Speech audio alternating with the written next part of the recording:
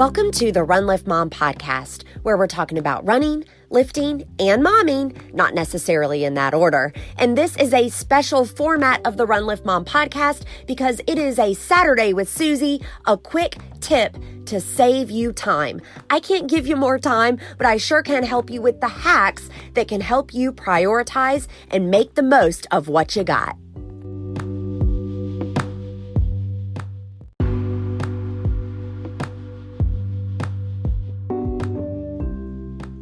This Saturday with Susie episode is about running your first marathon. I want to share with you the blog article from my first marathon written back in 2003. And then I also want to comment on things I would have done differently or what I might tell someone considering tackling 26.2 miles in the upcoming year or the near future.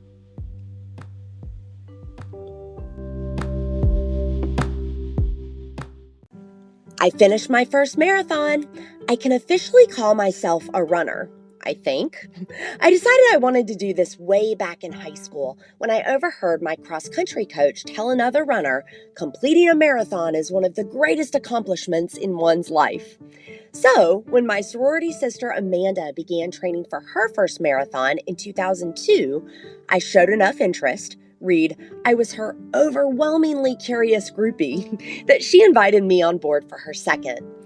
After committing to ourselves to 18 weeks of training and no trips to the bar, we made the trip to Tybee Island, Georgia with another group of runners from Camp Seafarer. In addition to the group support, Amanda and I had quite the fan club. My mom, Mima, find-you little sis Nina, roommates Jen and Shannon. The start of the race offered big crowds and lots of excitement. I had tears in my eyes. It was just awesome. Miles 1 through 10 were nice and steady. I ran with Amanda and was so happy to have someone there with me during my first race.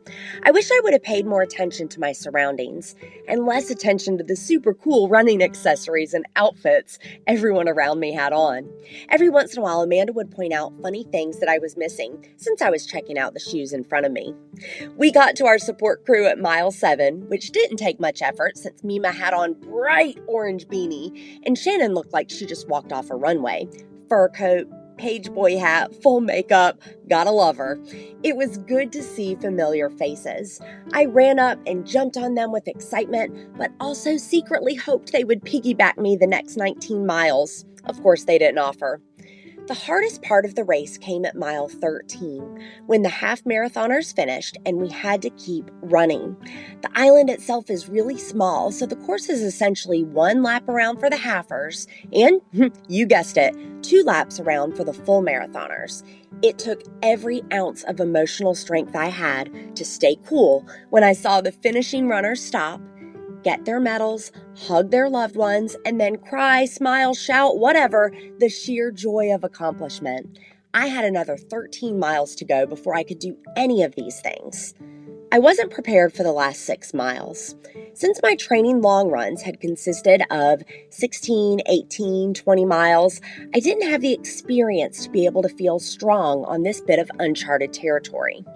I seriously had to have some mental talks with myself to keep going, and my legs felt like they weighed about 100 pounds each. Amanda and I were not chatting at this point, but we knew we were in it together. I finally saw the chute and just took off sprinting. Amanda and I finished together, and our final time was 5:19:52. Since my goal was simply to finish, this was good news.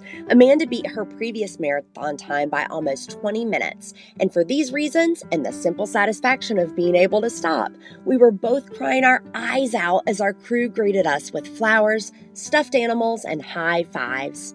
Although the pain was more than anything I've experienced, running a marathon was very worthwhile. After all, I'm a runner now.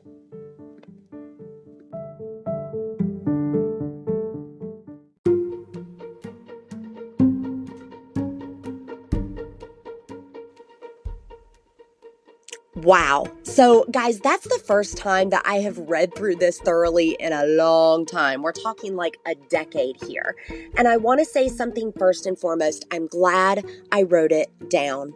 Of course, back in 2003, the internet looked a lot differently. There wasn't social media to document things on. And actually, I had a Blogspot blog that I just put my recaps up on because it was kind of the thing to do in runner circles at the time. If anyone has been running for as long or longer than I have, you'll know that among running clubs, one of the normal things to do was you'd run a race and then you would, on an email distribution list or a reply to all, you would then put your recap there and just email it to everybody. So that's how you shared in the early days. Now we've got things like everybody's got a blog. We've got video blogs. We've got Instagram and Facebook. We've even got audio journals like this podcast that you're listening to. And so it's very different. But whatever you choose, I would recommend writing down your experience because you might find yourself 16 years later being able to look back and reflect. And what a cool library of experience this is for my kids. As I age, or maybe can't recall some of this stuff, I have told the story myself. So that's number one. If you're considering doing something like this, I'm going to recommend that you journal it somehow, at least at minimum, the race recap. The second thing, I think it was a good call that I did this with my friend Amanda. She is still very much a dear friend to me, and this experience that we shared was really, really special. I think if you're doing a marathon for the first time, a training group like Team in Training with a fundraising aspect. There are a lot of great charity running groups, or even like locally, we have Fayetteville Running Club.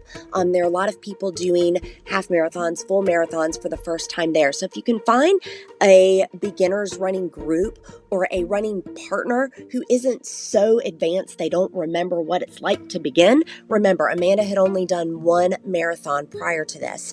She was the perfect partner for me, and I want to recommend that to you, to find someone to do this with. Do I think those 16, 18, 20-mile runs were way too much? You guys know my thoughts on minimum effective dose. I will link them to the show notes of this as well if you're not well-versed in that. I do think that I needed those miles. I mean, you hear me say that the uncharted territory was a little bit scary. And so though for a seasoned runner, I never recommend someone do a 20-miler, I believe for a first-time marathoner, that is really, really important. I look back at this and I'm like, how did I not know that course was 2 loops around? Really, how did I not know? I'll tell you why, because I didn't research it. Now, websites back in 2003 are not what they were today. I actually vividly remember registering for this pen and paper and mailing that registration in. Nonetheless, you can talk to someone who has done the race before. You can scope out the website, take a look at not only the course, but also the elevation chart, so there aren't any surprises. You want to train for the terrain, and that might include, for example, a loop course or an out and back course that might be challenging mentally.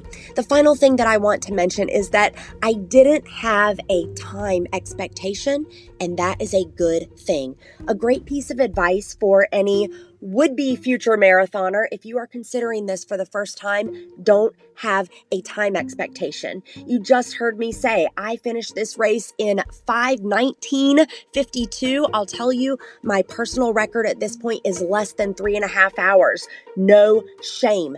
You should not have a time that you're trying to stick to in that first marathon. If it's a thing for you, you'll have plenty of time to improve. For the first race, it's just about crossing the finish line.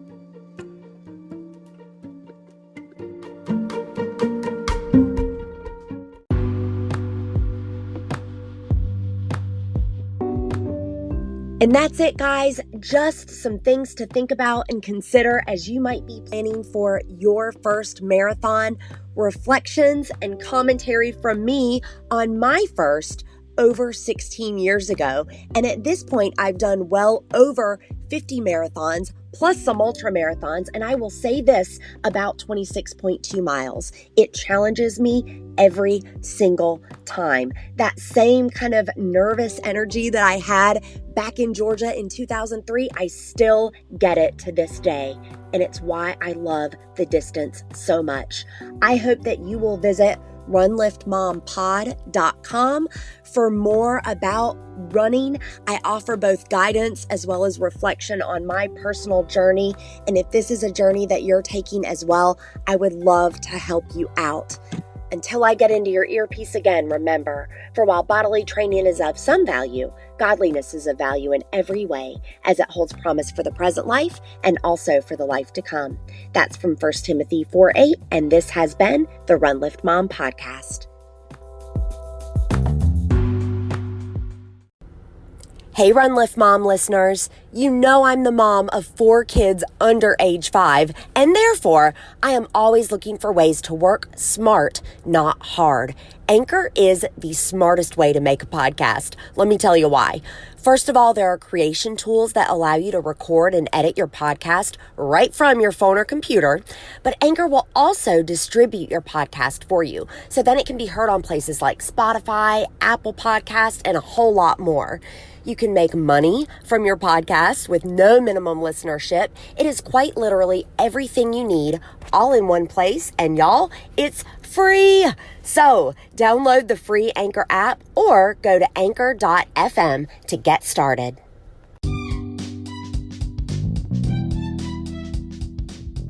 Thank you for listening to the Run Lift Mom podcast. This began as a passion project in February of 2019.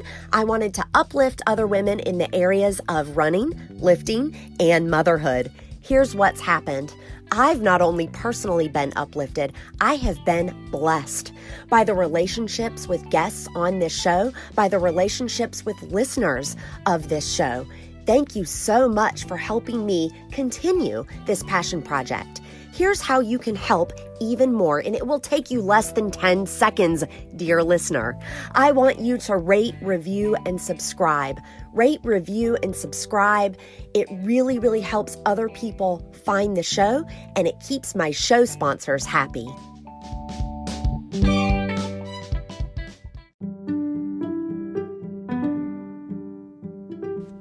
You guys, I'm thrilled to announce a new partner on Run Lift Mom, and that is Audible. I've been an Audible member for over 10 years, and my favorite part, hands down, it's the gift of time. I use the free app to take notes as I'm doing my long run and I hear something fantastic, and you are going to love it. If you want to try Audible free, visit audibletrial.com/runliftmom. That's RUNLIFTMOM. Again, for a free trial, visit audibletrial.com/runliftmom.